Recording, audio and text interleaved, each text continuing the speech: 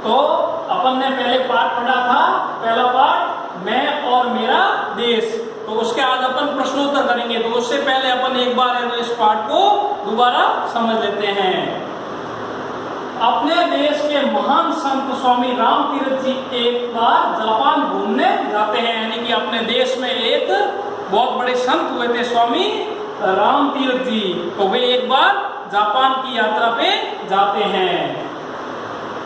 तो वहां वे फल खरीदने के लिए इधर उधर देखते हैं, तो उनको कहीं फल नजर नहीं आते हैं। तो वे कहते हैं लगता है जापान में अच्छे फल नहीं मिलते, यानी कि उनको क्या भूख लग जाती है। और स्वामी जी क्या सिर्फ फलों का ही आहार करते थे, यानी फल ही खाते थे। तो वे फल बेचने वाले को इधर उधर देखने लगे, तो काफी देर तक देखने लगे, तो उनको कोई भी फल वाला नजर नहीं आया। तो उन्होंने कहा कि लगता है जापान में कोई अच्छे फल ही नहीं मिलते।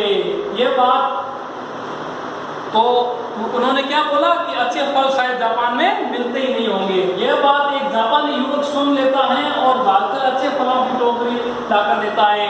यानी कि ये बात जैसे ही वो बोलते हैं और वहाँ एक जापानी युवक खड़ा होता है और वो क्या है कि सुन लेता है, तो मतलब वो भाग के जाता है और फलों की टोकरी लेके आता है और स्वामी जी को दे देता है कि लीजिए स्वामी ये फल लीजिए आप।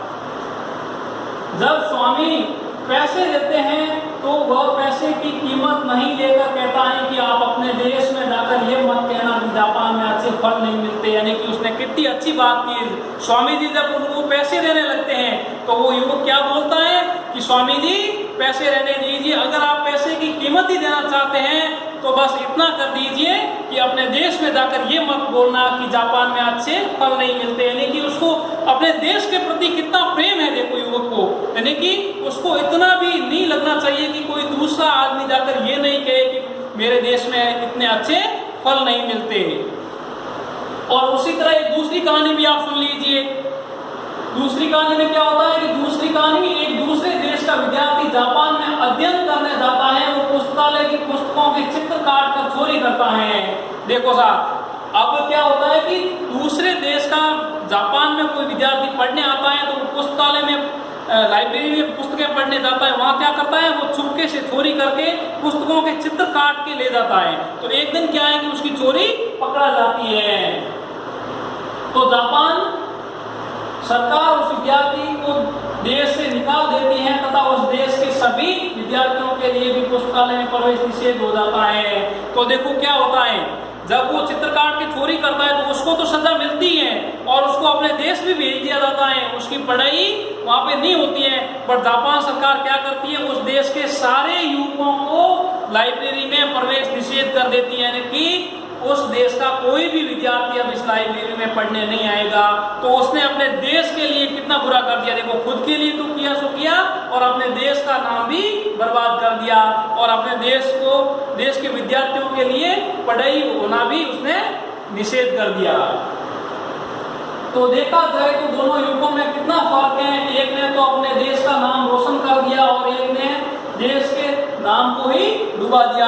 देखो दोनों युवकों में कितना फर्क है। एक ने तो मतलब फ्री में फलों की टोकरी ला के दी स्वामी जी को, उसने सोचा कि मेरा देश का नाम रोशन हो। और दूसरे ने क्या किया, उन चित्रों की चोरी करके अपने देश के नाम को ही डुबा दिया। तो विद्यार्थियों, अपने को हमेशा इस पाठ से यही शिक्षा मिलती है कि जहाँ भी पर्यटन स्थल है, जहाँ भी विदेशी लोग हैं, वहाँ पे अपने को पूरी सावधानी रखनी चाहिए। कहीं पे भी सार्वजनिक स्थानों पे कहीं पे भी गंदगी नहीं बिखेरनी चाहिए। जैसे अपन मार्केट जाते हैं, वहाँ से टॉफी खाते हैं और टॉफी के जैसे वो कचरा होता है ना, उसको अपन वहीं पे फेंक देते हैं। कभी भी ऐसा नहीं करना चाहिए। उस कचरे को यथावत डस्टबिन में डालना चाहिए। अगर वहाँ डस्टबिन उपलब्ध नहीं होता है तो उस कचरे को या उस प्लास्टिक को अपनी जेब में, पॉकेट में या फिर अपने पास में थैला होता है उसमें डालना चाहिए।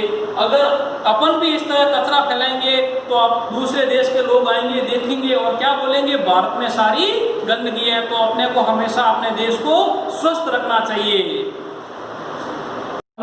दोबारा पार्ट भी देख लिया एक बार। अब इसका अपन क्या करेंगे, क्वेश्चन आंसर करेंगे, प्रश्नोत्तर करेंगे।